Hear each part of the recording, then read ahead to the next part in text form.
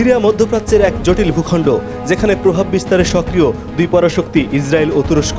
Israel যেখানে নিজেদের সীমান্ত নিরাপত্তা ও আঞ্চলিক স্থিতিশীলতা বজায় রাখতে বদ্ধপরিকর, তুরস্ক সেখানে আঞ্চলিক শক্তি হিসেবে নিজেদের অবস্থান সুদৃঢ় করতে আগ্রহী। দুটি দেশের ভিন্ন ভিন্ন কৌশলগত লক্ষ্য সিরিয়ার ভবিষ্যৎকে আরও অনিশ্চিত করে তুলেছে।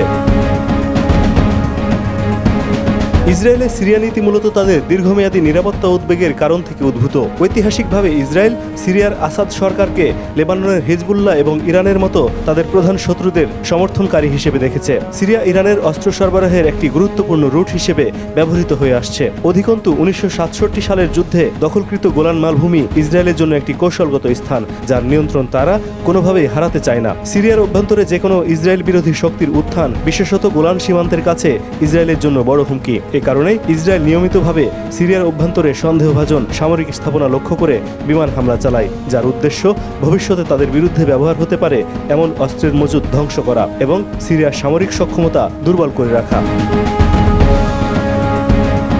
তুরস্কের সিরিয়া নীতি বহু স্তরের। সবচেয়ে গুরুত্বপূর্ণ হল তাদের সীমান্ত নিরাপত্তা। তুরস্ক সিরিয়ার উত্তরাঞ্চলে কুর্দি পিপলস প্রোটেকশন ইউনিটকে তুরস্কের অভ্যন্তরীণ কুর্দিস্তান ওয়ার্কার্স পার্টির একটি শাখা হিসেবে দেখে, যা তুরস্ক এবং পশ্চিমা দেশগুলোর কাছে সন্ত্রাসী সংগঠন হিসেবে পরিচিত। সিরিয়ায় কুর্দিদের শক্তিশালী উপস্থিতি তুরস্কের জন্য একটি দীর্ঘমেয়াদী নিরাপত্তা হুমকি। তুরস্কের সামরিক অভিযানের মূল লক্ষ্য হল এই কুর্দি নিয়ন্ত্রিত অঞ্চল থেকে তাদের প্রভাব কমানো এবং একটি নিরাপদ অঞ্চল তৈরি করা, যেখানে সিরীয় শরণার্থীদের পুনর্বাসন করা যেতে পারে। এর মাধ্যমে তুরস্ক তাদের সীমান্ত সুরক্ষিত করতে চায়। এছাড়াও তুরস্ক আসাদ পরবর্তী সিরিয়ায় একটি গুরুত্বপূর্ণ আঞ্চলিক শক্তি হিসেবে নিজেদের প্রতিষ্ঠা করতে চায়। তারা এমন একটি সরকার দেখতে চায় যা তুরস্কের স্বার্থের অনুকূল এবং আঞ্চলিক স্থিতিশীলতা বজায় রাখতে সহায়ক। অর্থনৈতিক ও বাণিজ্যিক সম্পর্ক স্থাপনও তুরস্কের অন্যতম লক্ষ্য।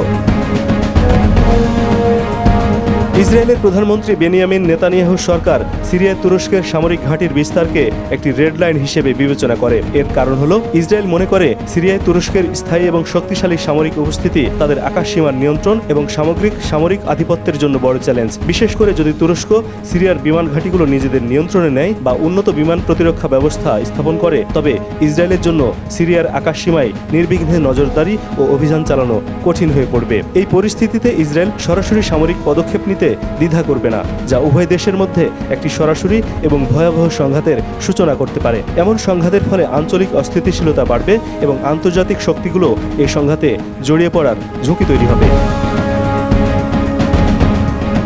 সম্প্রতি আজারবাইজানের মধ্যস্থতায় ইসরায়েল ও তুরস্কের মধ্যে সিরিয়ার পরিস্থিতি নিয়ে গোপন আলোচনা অনুষ্ঠিত হয়েছে। এই আলোচনার মূল উদ্দেশ্য ছিল উভয় দেশের মধ্যে ভুল বুঝাবুঝি কমানো এবং সম্ভাব্য সংঘাত এড়ানো। তবে উভয় দেশের মৌলিক স্বার্থ এবং সিরিয়ার ভবিষ্যৎ নিয়ে তাদের ভিন্ন দৃষ্টিভঙ্গি দীর্ঘস্থায়ী এবং কার্যকর সমাধানকে কঠিন করে তুলেছে। সিরিয়ার ভূরাজনৈতিক ভবিষ্যৎ অনেকাংশে নির্ভর করছে এই দুটি আঞ্চলিক শক্তি কিভাবে তাদের নিজ নিজ স্বার্থ রক্ষা করে এবং একই সাথে সম্ভাব্য সংঘাত এড়িয়ে চলতে সক্ষম হয় তার উপর।